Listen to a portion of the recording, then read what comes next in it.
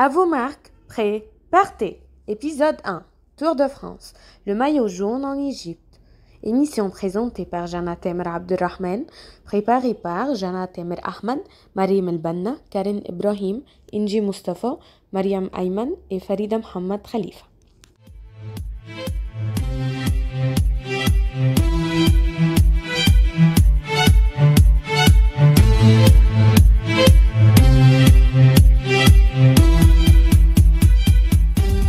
Bonjour, bienvenue chers auditeurs et auditrices à la 9e émission de la RFG, Radio Francophone Girard. Je suis Jana Temer Abdurrahman, ravie d'être avec vous. Je vais vous présenter le sommaire de cette émission. Au programme du jour, les bienfaits du sport, les grands événements sportifs du monde, l'histoire du Tour de France et son format, la grande arrivée du Tour de France en Égypte. Comme nous savons tous, le sport est parmi les activités principales de notre vie quotidienne. Mais qu'est-ce que le fait de bouger nous apporte vraiment? C'est ce que Farida Mohamed va partager avec nous. Farida, bonjour. Alors, qu'est-ce que tu en penses? Est-ce que bouger, c'est important pour la santé? Salut Jana. Tout d'abord, merci de m'avoir invité. Sujet très intéressant. Pour répondre à ta question, eh ben oui. Foot, basket, tennis, quel que soit le sport, on devrait être sûr que bouger, c'est bon pour la santé. Je te donne des exemples. Tout le monde sait que l'activité physique est un excellent moyen de contrôler son poids et même d'en perdre. Mais sais-tu que l'exercice réduit également les risques des maladies du cœur? Pourquoi? Tout simplement parce qu'il renforce le muscle cardiaque et rend le sang plus fluide. Les statistiques prouvent aussi qu'environ 80% des douleurs dans le bas du dos sont causées par le manque d'activité physique. Imagine-toi que l'activité physique est aussi un des meilleurs moyens d'évacuer le stress et que selon certaines études, l'exercice favorise un meilleur sommeil. C'est impressionnant, non? Effectivement, et on ne le dirait jamais assez. L'activité physique, c'est bon pour la santé. Merci pour le partage Farida. Nous allons passer maintenant au sujet suivant. Les grands événements sportifs du monde. Au micro, Mariam Ayman. Bonjour à tous, je vais vous présenter le top 5 des plus grands événements sportifs au monde. Coupe du monde de football. Encore appelée Coupe du monde de la FIFA, elle est organisée tous les 4 ans. Le Tour de France.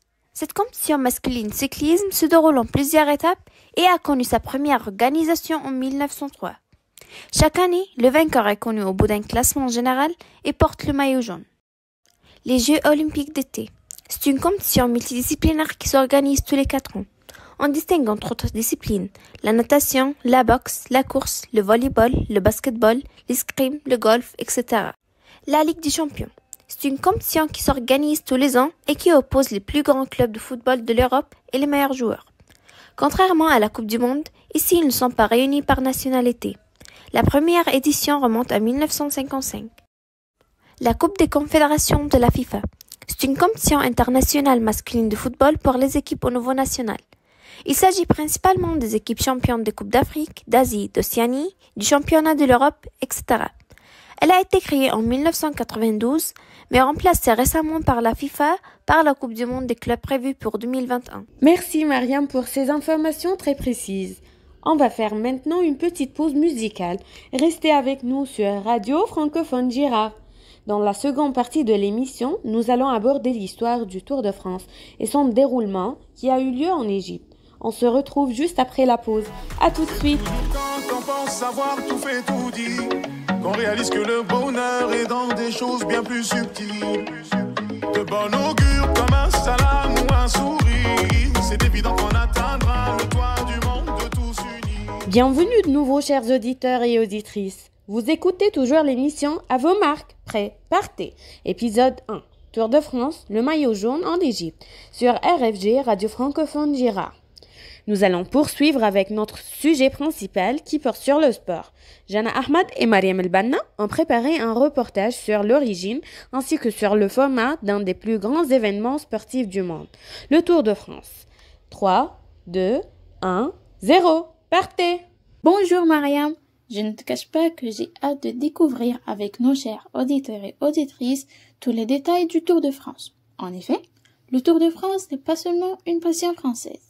Bonjour Jana, tout à fait. Il est au cœur du monde entier. Le Tour de France, Mariam, appelé aussi en France le Tour ou la Grande Boucle, est une compétition de cyclisme qui, comme son nom l'indique, parcourt la France. Il se déroule tous les ans au mois de juillet depuis 1903, et ce, pendant 3 semaines. Durant la course, les coureurs parcourent plus de 3000 km. Permets-moi, Jana, d'ajouter qu'il a été créé en 1903 par Henri Desgranges, cycliste et journaliste. Chaque année, le Tour part d'une ville différente. La grande boucle se termine toujours à Paris.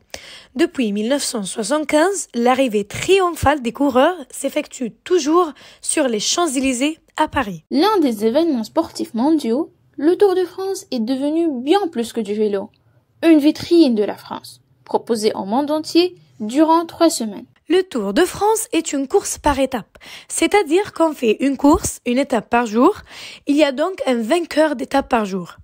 En additionnant les temps mis par chaque coureur dans chaque étape, on établit un classement général.